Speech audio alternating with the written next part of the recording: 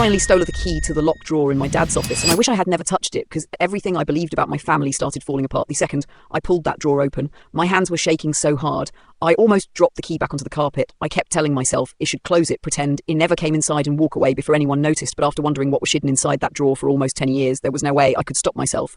Now, it turned, the key heard the lock click and slowly pulled the drawer open. Expecting old tax papers or maybe cash instead, it found a thick manila folder with my name written across the front in my dad's handwriting, and underneath it was a faded photograph of a little girl I had never seen before, smiling beside my father while he held her in his arms like she was the most important person in the world. The worst part was that I recognised the house behind them because it was not a house.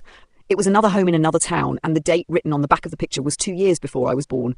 I stared at the photo until I heard the garage do. Opening downstairs, slammed the drawer shut, locked it again, shoved the key into my pocket, and ran out of the office before my dad walked inside the house. His mild at me like nothing had happened, asking if I wanted pizza for dinner, while I stood there wondering who the little girl was and why he looked happier with her than he had ever looked with me.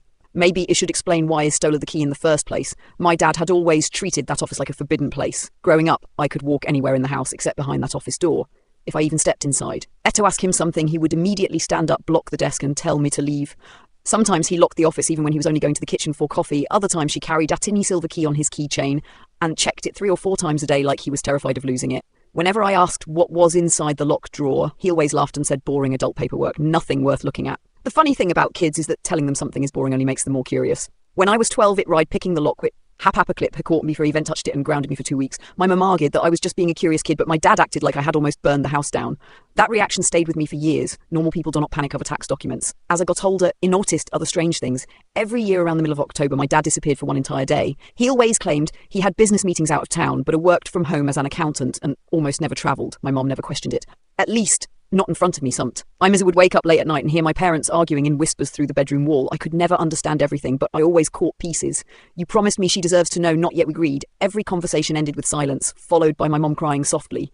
Then, next morning, they acted completely normal. Birthdays, Thanksgiving, everything looked perfect from the outside. My parents smiled, informally photos, shugged each other in front of relatives, and acted like the happiest couple in the neighbourhood. Looking back, now think they were performing. When it turned 16, my mom started changing. She became quieter. She spent more time staring out the kitchen window after dinner.